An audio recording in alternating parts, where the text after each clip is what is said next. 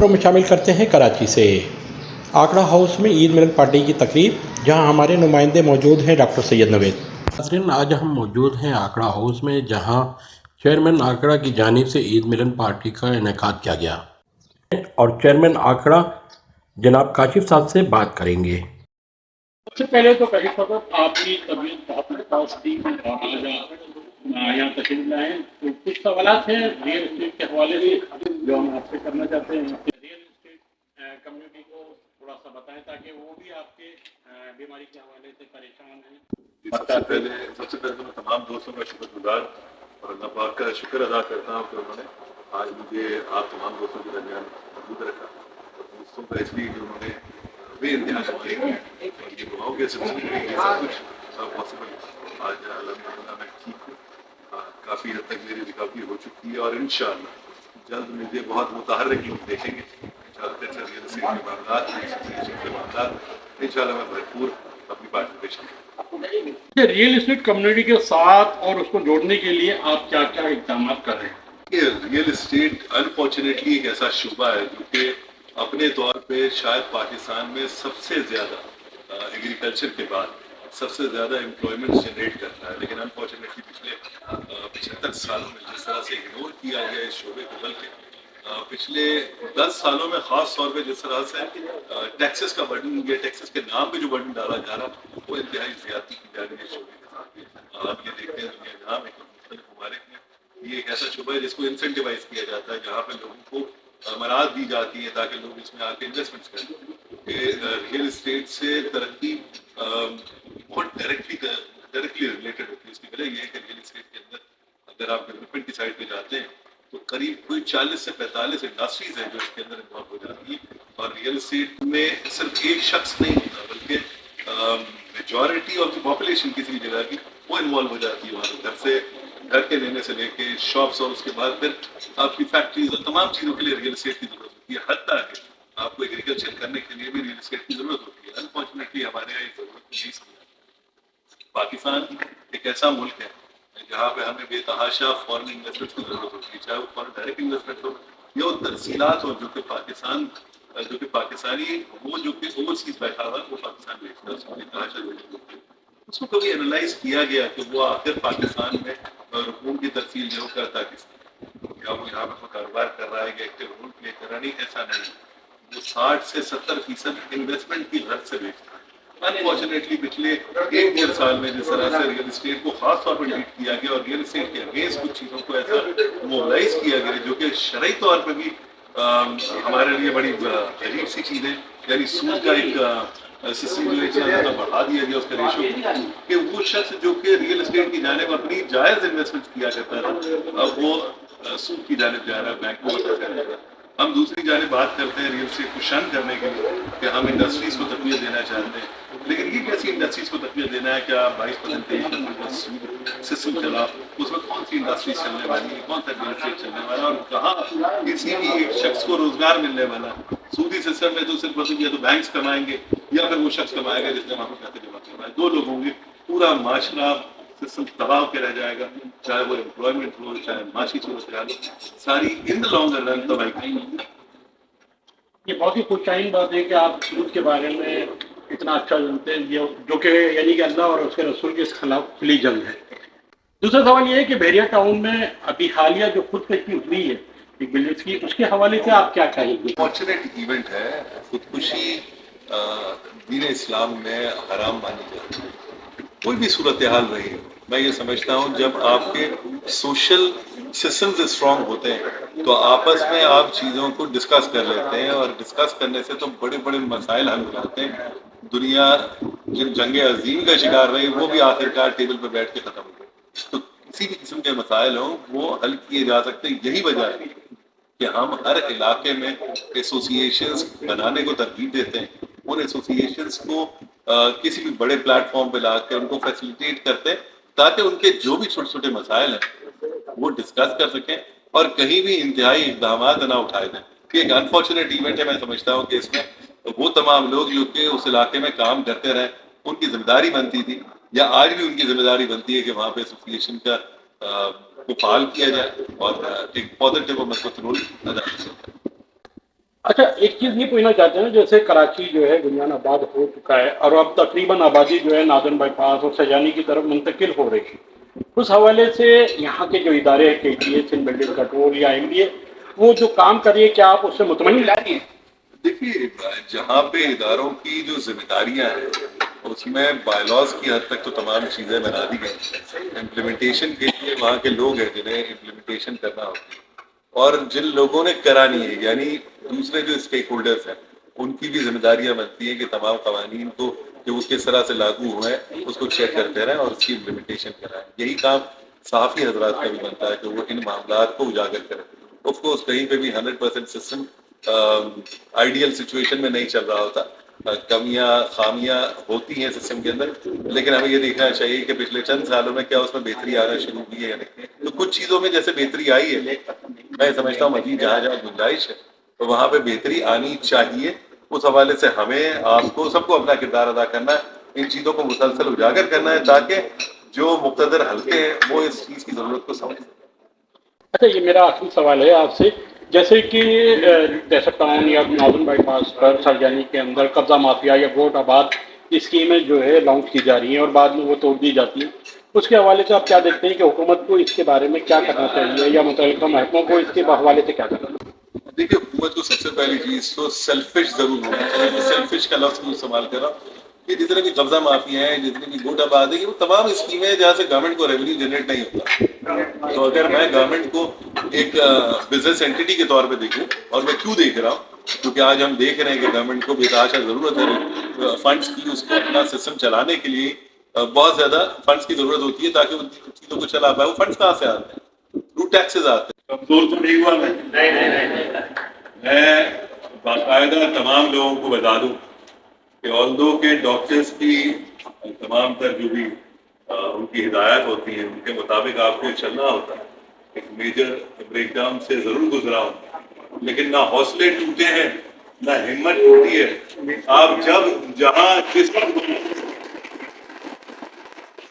जहाँ जिस वक्त आवाज देंगे इंशाअल्लाह आपको काशिफ शाह खड़ा दिखाई देगा। मेरी ताकत आप हैं, मेरी ताकत इदारा है और इदारे को हमने इदारा बनाना है। मेरी मौजूदगी वहां पे फिजिकली हो या ना हो, अगर मेरी तरबियत ऐसी है कि मैंने वो ख्यालात आपको दे रखे हैं कि किस तरह से हमने कामों को आगे लेके चलना है, तो हम सबका फर्ज बनता है कि उस पे हम चलें और इदारे को चलाते रहें। जिन बातों का जिक्र राना सईद भाई ने किया और कामरान भाई ने किया, हकीकत ये है कि वो आपकी और हमारी दोनों की इन्वॉल्वमेंट से बेहतरी उसमें लाई जा सकती है।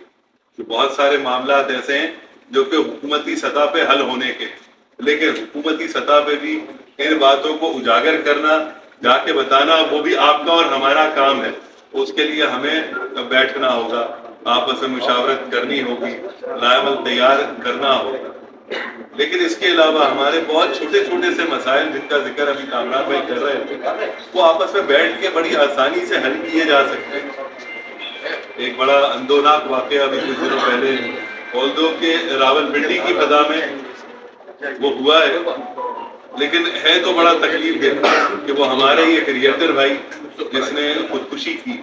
मुझे उसके हालात और वाकयात का ज्यादा इल्म नहीं, लिहाजा मैं उस पर कमेंट नहीं करूंगा, लेकिन कहीं ना कहीं परेशानी, कहीं ना कहीं मामलात ऐसे रहे होंगे जरूर जो कि अगर बैठ के कहीं बातचीत में हल किए जाते तो शायद इससे बेहतर नतीजा निकल सकता था जो नतीजा भी हुआ। क्योंकि इंसानी जान से ज्यादा कीमती शायद कुछ नहीं हो सकता।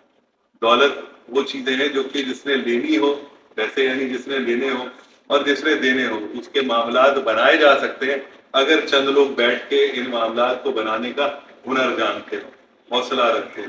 एक प्लेटफॉर्म मौजूद हो, हमारे पास प्लेटफॉर्म कराची की सतह पे एक बहुत बड़ा प्लेटफॉर्म मौजूद है अल्हम्दुलिल्लाह, जहां आप तमाम लोग जो कि कराची के मुख्तलिफ कोनों से यहाँ तशरीफ लाए हैं या एसोसिएशन से ताल्लुक रखते हैं, उन सब ने एक गुलदस्ता बनाया है। मेरी नज़र में इस गुलदस्ते को फाल रखना बहुत ज़रूरी है।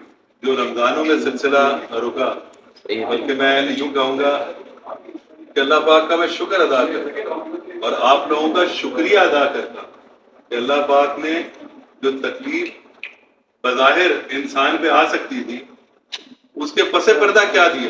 جس دن میں بیمار پڑا یا جس دن اٹیکس ہوئے اس کے بعد جو دعاؤں کا سلسلہ جاری ہوا, جو پوری ریئل اسٹیٹ کمیونٹی نے جس طرح محبتوں کا اظہار کیا, میرے پاس الفاظ نہیں ہے کہ میں ان کا شکریہ ادا کروں.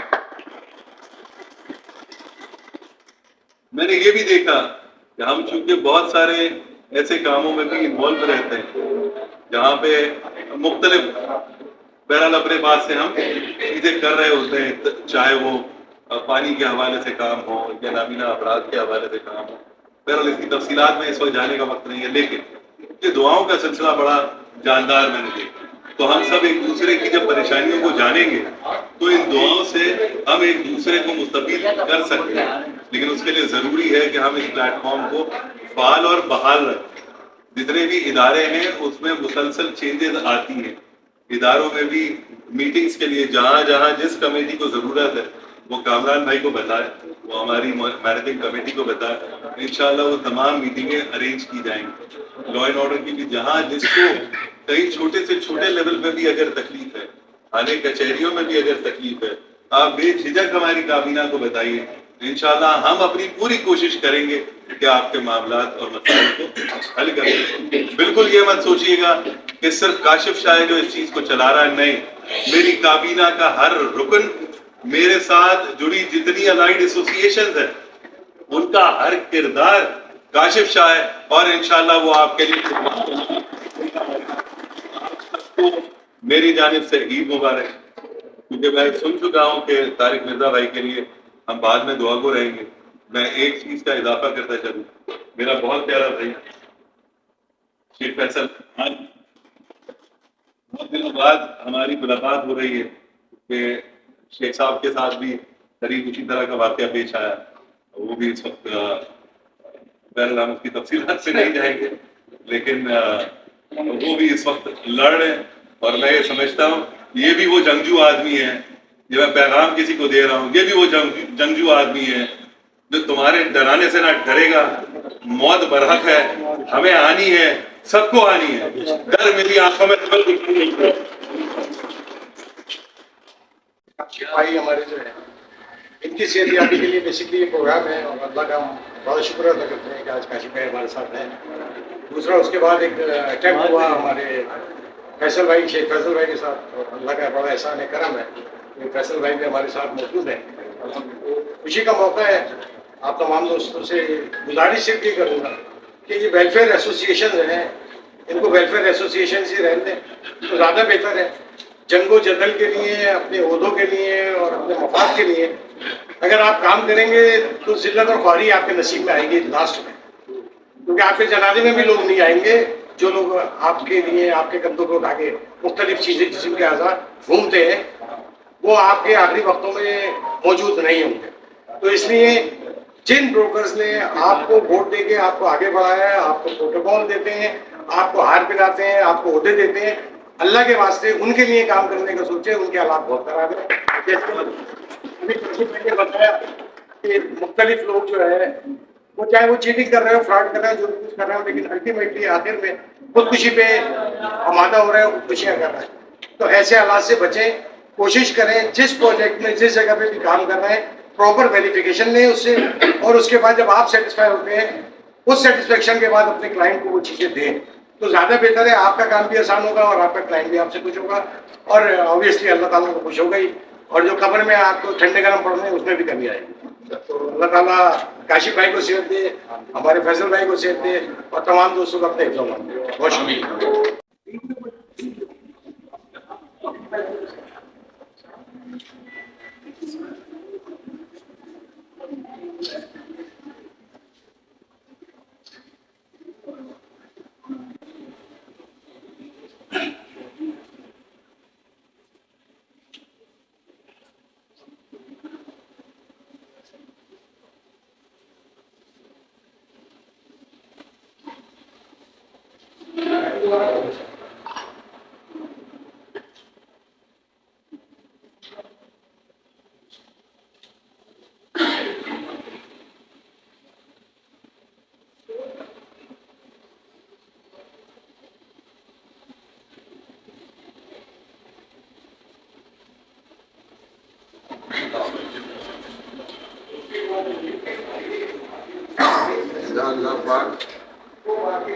طارق مرزا بھائی کے والد صاحب جو اس دنیا سے پردہ فرما گئے، ان کی کامل مغفرت فرمائے. ان کے جو بھی جانے انجانے کبیرہ صغیرہ گناہ ہیں، یا اللہ انسان خطا کا پتلا ہے، کمزور ہے، یہ محفل میں موجود لوگ ان کی سفارش کرتے ہیں، مغفرت کی دعا کرتے ہیں، یا اللہ ان کی کامل مغفرت فرمائے، ان کے تمام گناہوں کو بخش دیجیے، ان کے قبر کو، برزخ کی زندگی کو جو ہے وہ ٹھنڈک، جنت کی کھڑکی جہاں کھلتی ہے، حد نگاہ جو قبر وسیع ہوتی ہے اس قبر میں تبدیل فرما دے. یا اللہ جو آگے کی منازل ہیں، محشر کے روز، حساب کتاب کے، میزان کے، جو بھی منازل ہیں، یا اللہ اس کو آسان فرمائے. یا اللہ اس محفل میں موجود جتنے بھی لوگوں کے والد، والدہ، والدین، کوئی بھی جو پیارے ہیں، احباب ہیں، رشتہ دار ہیں، دوست ہیں، محبت کرنے والے دنیا سے پردہ فرما چکے ہیں، یا اللہ ان کی کامل مغفرت فرمائے، ان کو ان کی برزخ کی زندگیوں کو آسان فرمائے، سب کو بے حساب جنت میں داخل فرمائے. جتنے بھی مرحومین ہیں حضرت آدم علیہ السلام سے لے کر آج اس دن، اس پل، اس وقت تک جو مومن مومنات اس دنیا سے پردہ فرما گئے، یا اللہ سب کی کامل مغفرت فرما.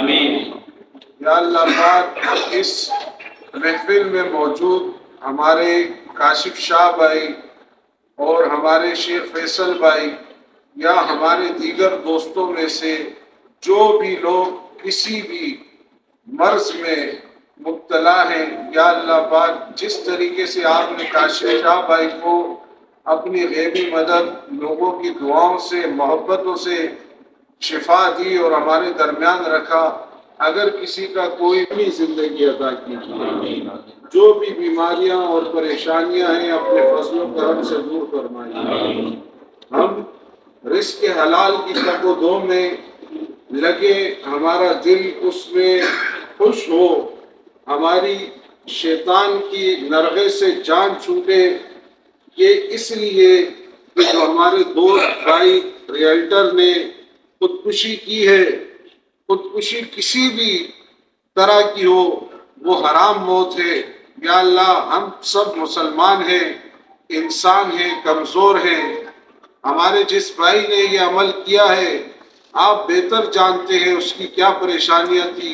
آپ تو کافروں کو بھی معاف کر دیتے ہیں، ہم پہلے اس کی مغفرت کی دعا کرتے ہیں، یا اللہ اس کو معاف فرما دے، اور ہمیں آئندہ اس برے فعل سے، اس برے فعل کی طرف جانے والے ہر رستے اور عمل سے ہماری حفاظت فرما.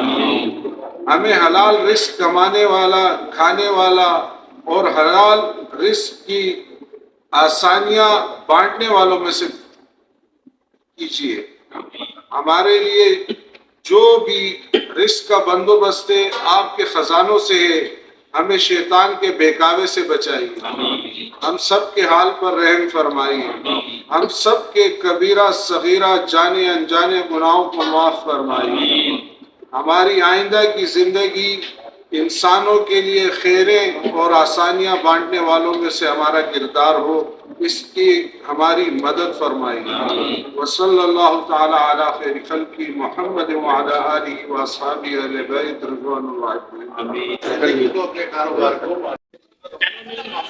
کے ساتھ ڈاکٹر سید نوید، کراچی. جب